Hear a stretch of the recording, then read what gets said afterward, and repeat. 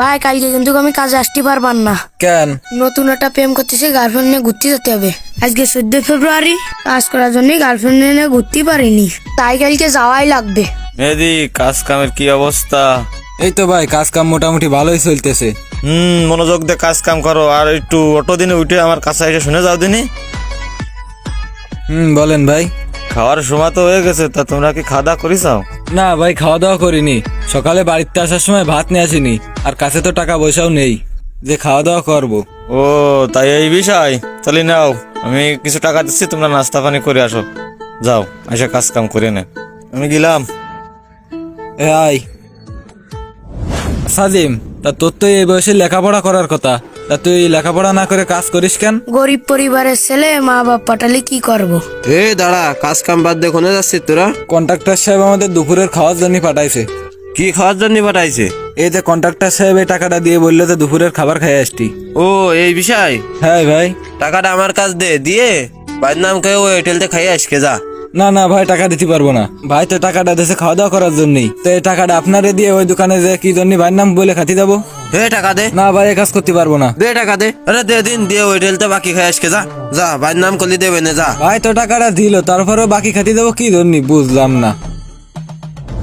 ছোট ভাই, লোকজন তো একটু বাড়াতে হবে, না হলে তো হচ্ছে না। মহাজন তো চাপ দিচ্ছে, খুব তাড়াতাড়ি এই কাজটা শেষ করতে হবে। রাজীব ভাই, আসসালামু আলাইকুম। ওয়ালাইকুম আসসালাম। ভালো আছেন ভাই? হুম, আপনার সাথে একটু কথা আছে। কি কথা বলো? ভাই আপনি তো একজন কন্ট্রাক্টর, আশেপাশে তো আপনার 2-3 সাইডে কাজ চলতেছে, আপনার তো টাকা পয়সার কোনো অভাব নেই, আর আপনার অনেক সুনামও শুনেছি। তা আপনি আমার অল্প কিছু টাকার জন্য আমাকে এরকম ঘোরাচ্ছেন কি জন্য? ঘুরাচ্ছি মানে? তুমি আমার কাছে কিসের টাকা পাবা? কেন ভাই, আপনি জানেন না ভাই? তুমি যদি না জানো আমি জানবো কিভাবে? ভাই আপনার ওই কর্মচারী প্রত্যেকদিন আপনার নাম কয়ে আমাকে হোটেলেতে বাকি খেয়ে আসে। খেতে খেতে তো অনেক টাকা বাকি পড়ে গেছে, আপনি তো পরিশোধও করেন না। আপনি তো জানেন ভাই, আমি তো গরিব মানুষ।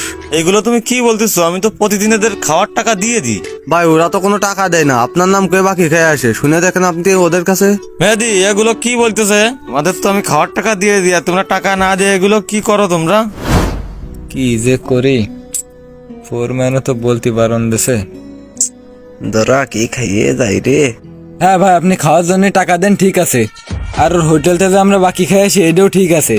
আমরা ভাই প্রতিদিন খাওয়ার টাইমে খাতে যাই, আর আপনারও ফোরম্যান এসে আমাদের কাছ থেকে টাকা নিয়ে নেই। আপনার কথা বলে যে আপনি নাকি আমাদের বাকি খেয়ে আসতে বলেছেন, তাই জন্য ভাই আমরা প্রতিদিন যাই বাকি খেয়ে আসি। মেহেদি, এই বিষয়টা তুমি আমাকে আগে বলোনি কেন? ভাই আপনার ফোরম্যান তো আপনারে বলতে বারণ দিছিল। এই ফোরম্যান, এদিকে আসো। আসতেছি ভাই। কি ভাই বলেন? কি ব্যাপার? আমি এগুলো কি শুনতেছি? তোমার বেতন তো তোমার আমি ঠিকঠাক ভাবে দিয়ে দিই, তারপরে কর্মচারীদের নাস্তার টাকা তুমি খেয়ে ফেলেছো, এটা কি ব্যাপার? তোমার দিয়ে এগুলো আশা করিনি। ভাই মিথ্যে কথা কে বলেছে আপনার সামনে? মিথ্যে কথা? হোটেল মালিক এসে এই যে বসে রয়েছে আমার কাছে টাকা চাচ্ছে, এগুলো ঠিক করোনি তুমি। হোটেলের মালিক বসে রয়েছে, তা আমি কি করবো? পারলে আপনার কর্মচারীদের কাছে শোনেন। কর্মচারীরা না বললি তোমার আমি এমএমইটা কিনে আসলাম। দে, তুই বাইরে কি কইছিস রে? কি কব, যা সত্যি তাই কইছি। আপনি নাস্তার টাকা আমাদের কাছ থেকে নিয়ে নেন, নিয়ে বলেন যে আমাদের বাকি খেয়ে আসতি। আপনার কথা মতো আমরা যাই বাকি খেয়ে আসি। এখন এই যে হোটেলের মালিক আসে এই জায়গায় দাঁড়ায় রয়েছে, বার কাছে টাকা যাচ্ছে, বোঝেন আপনি? তোমাকে খুব বিশ্বাস করতাম, আর তোমাকে আমি খুব ভালোবাসতাম, সেই বিশ্বাসটা তুমি রাখতে পারলে না। তুমি এখনো দাঁড়ায় রয়েছো কি জন্য? যাও এখান থেকে, আমার চোখের সামনে যাও, আর হোটেলে সুন্দরভাবে টাকা দিয়ে দাও, যাও। আচ্ছা ভাই।